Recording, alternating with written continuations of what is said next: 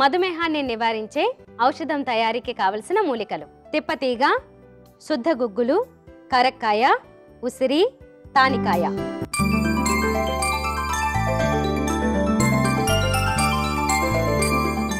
కావలసిన మూలికలు చూసారు కదా. ఇక తయారీ విధానం డాక్టర్ గారిని అడిగి తెలుసుకుందాం.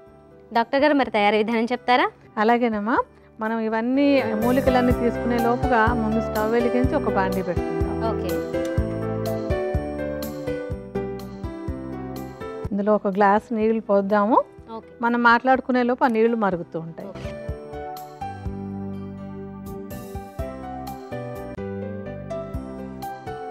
యాక్చువల్గా ఎందుకంటే టైం సేవింగ్ కోసం మనం ముందు నీళ్ళు కాచడానికి పెట్టుకున్నాం. ఇప్పుడు ఒక బౌల్ రెడీగా పెట్టుకుందామా? మన ఔషధంలో మనం మొట్టమొదట తీసుకునేటువంటి మూలిక ఏంటంటే తిప్పతీగ. ఈ తిప్పతీగ అనేది మధుమేహం వచ్చిన వాళ్ళకు కూడా ఔషధంగా వాడతాము. ఆ మధుమేహం నివారించడానికి కూడా మనకు ఔషధంగా ఉపయోగపడుతుంది అనమాట. అంటే ఇది ఒక రసాయనం అంటాం, జనరల్ టానిక్లా ఉపయోగపడుతుంది, రోగనిరోధక వ్యవస్థ బాగుండేలా చేస్తుంది, చాలా చాలా మంచి ఉపయోగాలు ఉంటాయి అన్నమాట. సో ఈ తిప్పతీగని చూర్ణంలాగా చేసేసుకుని ఈ చూర్ణాన్ని అంటే మీరందరూ 60 గ్రాములు వేసుకోండి మీరు లెక్క ప్రకారం. మనం కొంచెం చూపించడానికి కొద్దిగా చూర్ణాన్ని విడిగా బౌల్లో ఉంచుకుందాం. ఎందుకంటే ముందు చూర్ణం మిశ్రమం తయారు చేసి ఉంచేసుకుందాం విడిగా. తర్వాత అది శుద్ధ గుగ్గులు, అంటే గుగ్గులు మనకి రెడీగా దొరికేది ఉంటుంది, కానీ దాన్ని శుద్ధి చేసినటువంటి గుగ్గులు చూర్ణంగా దొరుకుతుంది మనకి. అది ఎవరికి వాళ్ళు శుద్ధి చేసుకోవడం అంత తేలికగా కాదు. అందుకని రెడీగా శుద్ధి చేసినటువంటి గుగ్గులు చూర్ణాన్ని తీసుకుని అది తిప్పతీగ చూర్ణానికి సమానంగా 60 గ్రాములు తీసుకోండి. మనం ఇందాక తిప్పతీగ చూర్ణం ఎంత వేసామో అంతే అందులో కలుపుకుందాము. తర్వాత అది ఉసిరి చూర్ణం. ఉసిరి చూర్ణం కూడా మధుమేహాన్ని నివారించడానికి చక్కగా ఉపయోగపడుతుంది. ఇది 20 గ్రాముల పరిమాణంలో తీసుకోండి. మనం కొద్దిగా వేద్దామమ్మా, ఇందాక వేసిన దానికంటే తక్కువగాను. తర్వాత కరక్కాయలు చూర్ణం కూడా మధుమేహ నివారణలో చక్కగా ఉపయోగపడతాయి. ఈ కరక్కాయ చూర్ణం కూడా మనం కొద్దిగా వేద్దాము, మీరు 20 గ్రాముల ప్రమాణంలో వేసుకోండి.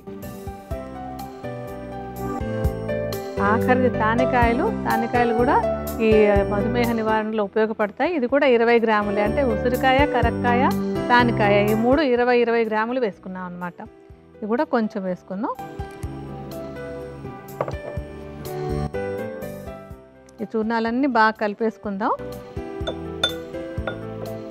ఏంటంటే ఈ చూర్ణాలన్నీ బాగా కలిపేసి ఉంచుకోవాలి రెడీగా. ఒక సీసాలో పోసి ఉంచేసుకుని ఎప్పటికప్పుడు కషాయం కాచుకోవాలన్నమాట.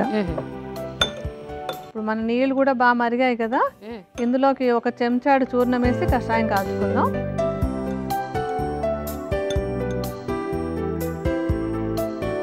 సరిపోతుంది. దాన్ని సన్నటి మంట మీద 4వ వంతు మిగిలేలాగా కషాయం కాచుకోవాలన్నమాట.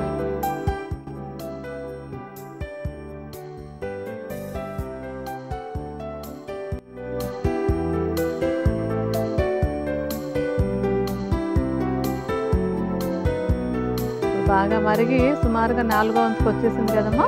ఇప్పుడు స్టవ్ ఆపేసి దాన్ని వడపోసుకుందాం.